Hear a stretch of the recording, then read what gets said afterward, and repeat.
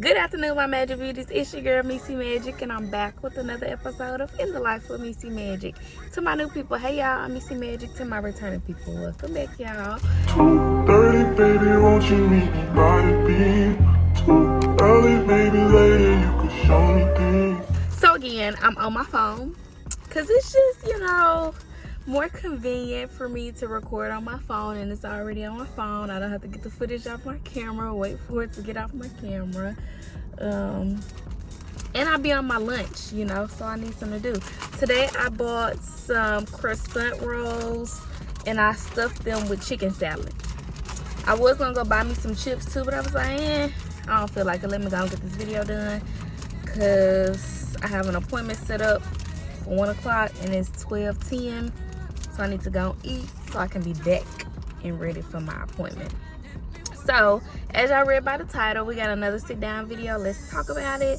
Now, this morning, I did put on YouTube community, like, some topics that y'all want me to talk about. Nobody commented. It's only been up there for an hour, but still nobody commented it. So, I got a few topics that I want to speak on. But if y'all do have any topics that y'all would like me to speak on, please comment them down below so I can, speak on them, so y'all can know how I feel about them or whatever. So before we get into the video, make sure you like, comment, subscribe, and we're going to talk about it. Okay, so the first topic that I have, not dating someone because of their zodiac sign. I think it's a bit childish. I'm not going to lie. I think it's a bit childish because... Just because, like, I'm going to take myself as an example.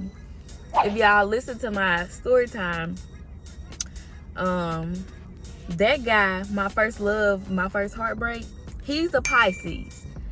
And I do be like, I don't want another Pisces ever again in my life. But the older I get, I'm like, okay, just because he's like that don't mean all Pisces are like that. I just think it's childish to not date somebody because you don't like one zodiac sign and they're that zodiac sign. I mean, they can't choose their zodiac sign. They can't choose when they were born or none of that. So I feel like it's just ignorant to not date somebody because of their zodiac sign. And not everybody of the same zodiac sign acts the same. So you got to give that person a chance. Even if you've been heartbroken by an Aquarius, you got to give the next Aquarius a chance, because just because one Aquarius broke your heart does not mean the next Aquarius is gonna break your heart. That's just how I feel, and I'm trying to get out of that mindset. But as far as a Pisces man, ooh, baby, it's gonna take God himself to come down on earth to tell me to mess with a Pisces man again. But nah, I will. He just can't be nothing like that one. The next one, the equivalence of flowers for a woman is what for a man. Like, say your man just pop up at your job, with some flowers, just, surprising you, just like a just because gift. Like, what do you get your man for, like, a just because gift, or just to show you appreciation? One thing I once did was pay for a haircut. Like, I Apple paid him the money early that morning. I had talked him into telling me how much his haircut was, and I think I sent him $5 more so he can have a tip to give. But I think that's the equivalence of getting flowers, like sending a man money for a haircut, or maybe buying their favorite candy or something like that. What y'all think the equivalence of flowers for a woman is what for a man? My answer is paying for a haircut. Comment down below what y'all think the equivalence is. Okay. My next topic. Situationships, sneaky links, friends with benefits, all of that. How do I personally feel about all of those? I feel like there's nothing wrong with any of them, if that's what you want. Now, if you want something more serious, like if you want to be in a relationship, then none of these things are for you. Because people who are in situationships, who have friends with benefits, who have sneaky links, are just people who don't want nothing serious. Now, if you start off by just wanting this, and you later want something serious because you done fell for the person, then I think that's when, communication comes into play. You need to, sit down and talk to the person, see where they head is, see if they still on what y'all was originally on. See if they want to move forward with being serious. If not, I recommend removing yourself from the situation, because in the end you gonna end up hurt. Like, especially if you want something more out of the situation, you gonna end up hurt. So to save yourself some trouble, to save yourself some hurt, when you find yourself catching feelings in those kind of situations, just distance yourself. Like, listen, we still be friends, but that's it. Because I'm catching feelings and you ain't knowing what I'm on. That's cool. I gotta bag up a little, because I don't want to end up hurt. Let's see. Your friends being close with their boyfriend.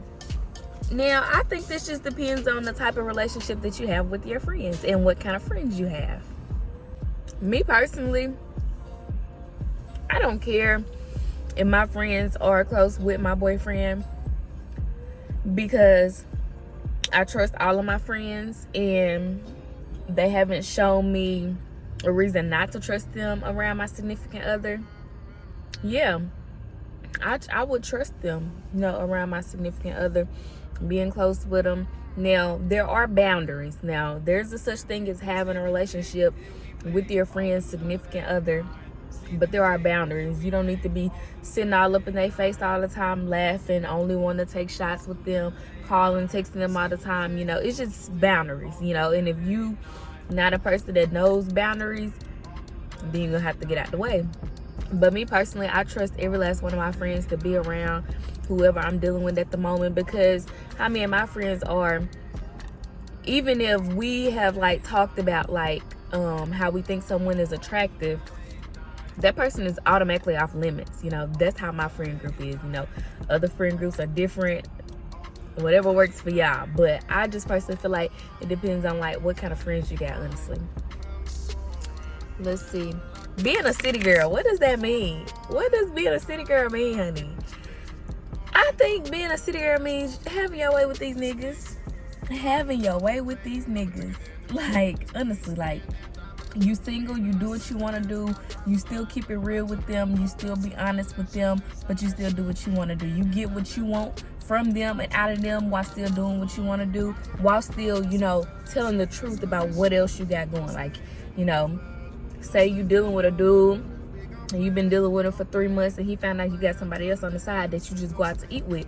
Being straight up with him. I mean, you don't necessarily have to, because at the end of the day, y'all not in a relationship. But I feel like being honest and open about everything with a person, that makes them want you more. It makes them want to continuously, deal with you. So I think that's what being a city girl is. Having your way with these niggas, getting what you want out of them while being honest with them.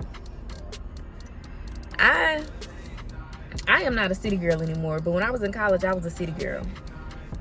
But I call myself a player, because a city girl, it was a thing, but it wasn't popular. Me, when I'm single, I'm gonna date all y'all.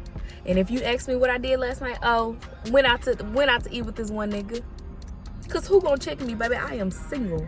But that's how honest I am. So a lot of people know, people who genuinely know me and know me for me, they know that I'm a very honest person. And when it comes to venting to me or wanting any kind of advice, you have to prepare yourself for whatever is about to come out of my mouth, because I am not going to sugarcoat it at all for you. Okay? And I think everybody needs a friend like me. But now, something that I have been working on is my delivery. I want to tell them something that's going to benefit them, but I also want to deliver it in a way that doesn't sound rude. The next one. Oh Lord, my phone getting hot. I'm almost done though.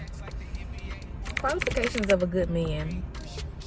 I mean, this just depends on what you want in a man, but my qualifications of a good man: someone who is honest, someone who is loyal, someone who is supportive, a family-oriented man, someone who listens, someone who understands, someone who is protective. So, I mean, I could go on and on and on, but those are a few qualifications that I think makes you a great man. Soft girl era. Y'all know everybody been using this term. What does that mean? What does soft girl era mean? For me, I feel like soft girl era means you are tapping into your feminine side. You're more vulnerable.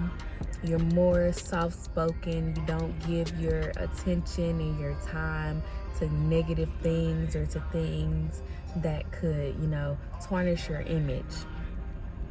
That's what I would, say being in your soft girl era means.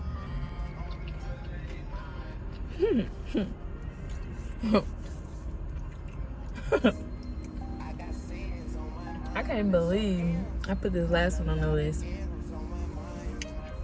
Last topic, and I'm gonna let y'all go. Golden showers. If y'all recently tuned in to the last episode of Carisha Please, she admitted to liking golden showers. Golden showers is just when you let a man piss on you.